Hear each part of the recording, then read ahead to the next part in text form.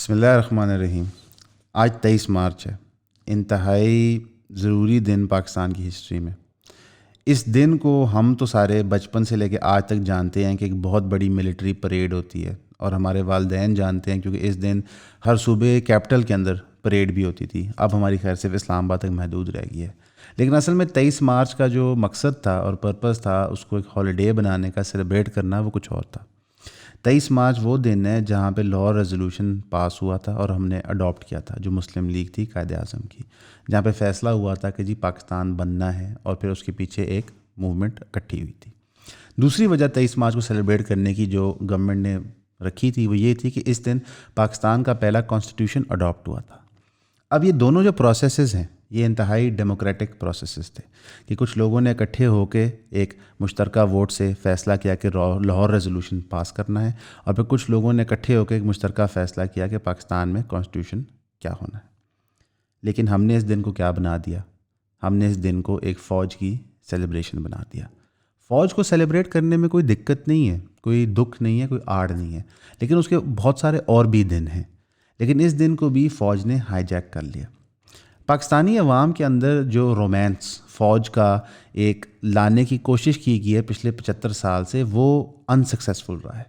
ایک دم ہماری فوج کے لیے محبت بڑھ جاتی ہے، پھر کچھ وہ ہماری جمہوریت میں کارنامے انجام دیتے ہیں تو وہ محبت کم ہو جاتی ہے۔ یہ وہ رومانس ہے اور یہ وہ بیلنس ہے رومانس کا جو ہر ملک اٹیمپٹ کرتا ہے۔ ہمارا واحد ملک ہے جہاں پہ جب تک فوج ہمارے منہ پہ آ کے ہر چیز نہیں کرتی ہم اس کو مانتے نہیں، یقین نہیں کرتے۔ کیا انڈین لوگ اپنی فوج سے محبت نہیں کرتے؟ کیا امریکی لوگ اپنی فوج سے محبت نہیں کرتے؟ کرتے ہیں۔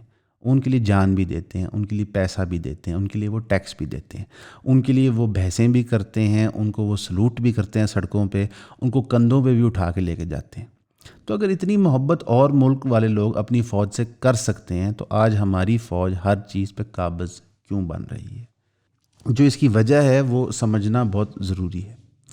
پاکستان کی جو پارٹیشن ہے انڈیا سے، یعنی کہ 47 کی جو آزادی تھی ہماری، وہ آزادی سیاست دانوں نے ہمیں لے کے دی تھی۔ جو 1971 میں ملک کے 2 حصے ہوئے تھے وہ غلطیاں ہماری فوج سے ہوئی تھیں۔ پاکستان کے اندر لوگوں کی جو محبت ہے وہ اپنے سیاست دانوں سے وقت کے ساتھ زیادہ ہو گئی ہے، کیونکہ ہمارے فوجی حکمران نے ہمارے سیاست دانوں کو ہمیشہ دبایا ہے۔ آج جب 23 مارچ کی پریڈ ہو رہی ہے تو آپ کا کیا خیال ہے کہ عام بندہ اس کو دیکھ کے کیا سوچ رہا ہوگا؟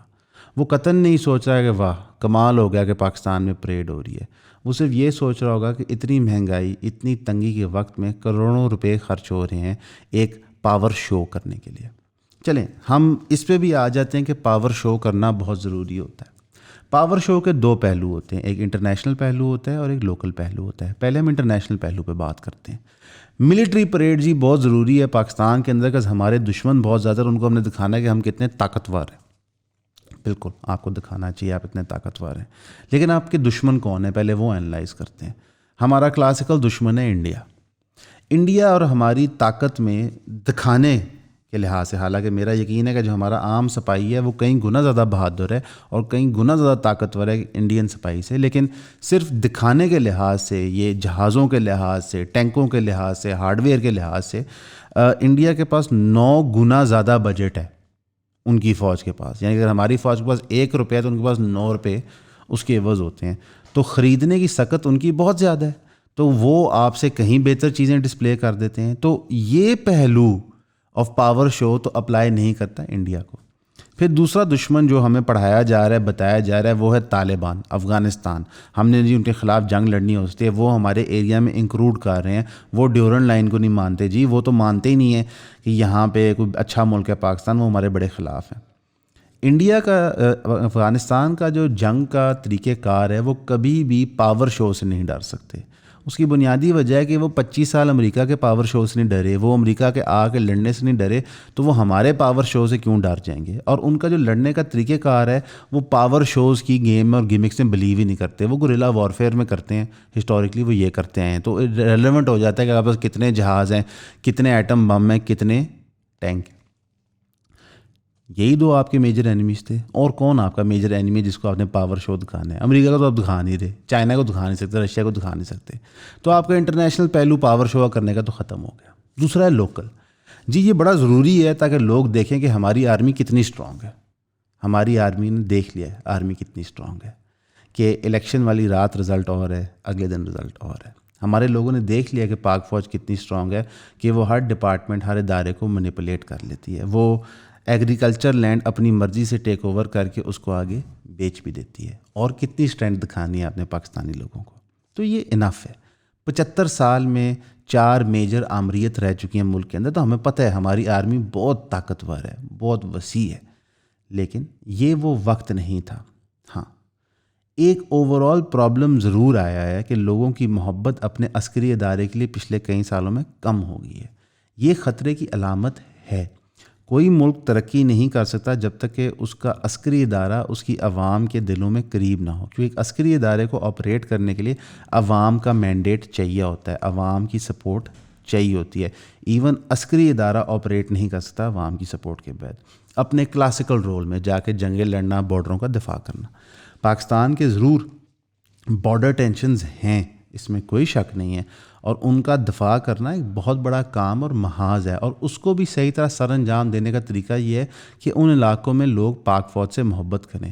ہمارا جو مین پرابلم آتا ہے کے پی کے اور بلوچستان کا بارڈر سیکیور کرنے کے لیے کہ وہاں کے لوگ اب فوج سے پیار محبت نہیں کرتے.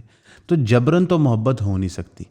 محبت وقت کے ساتھ بنتی ہے, اچھے اعمال اچھے اخلاق کے ساتھ بنتی ہے. اور ہسٹوریکلی ہماری فوج کے اعمال اور اخلاق اچھے نہیں رہے. تو رہ گئی بات 23 مارچ کی.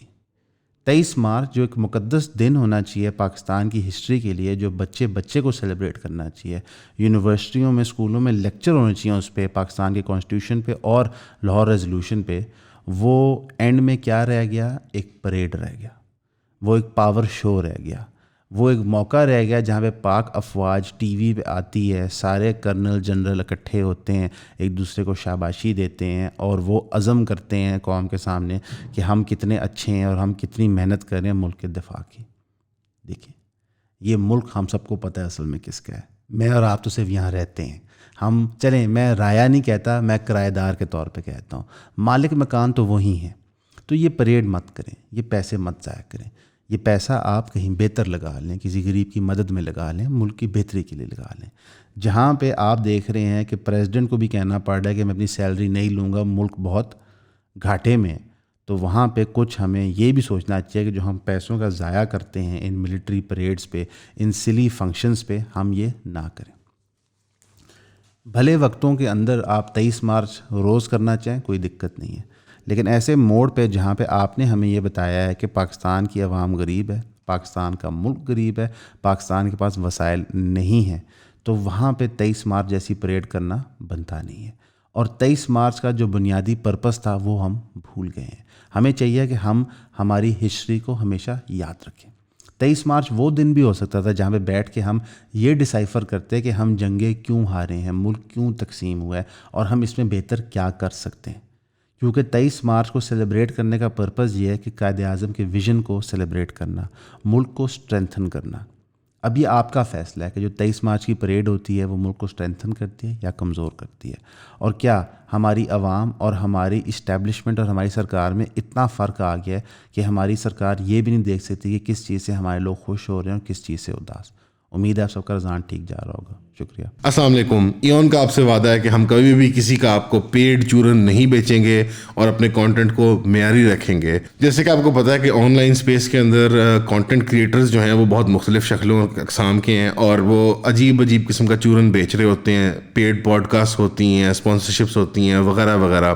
تو ہم کبھی بھی آپ کو چورن نہیں بیچیں گے. اگر ایڈ بھی دکھائیں گے کسی پروڈکٹ کا تو کوشش ہوگی کہ وہ ایک جید پروڈکٹ ہو جو سے آپ استفادہ لے سکتے ہیں اور کوئی کسی کام کی چیز ہو.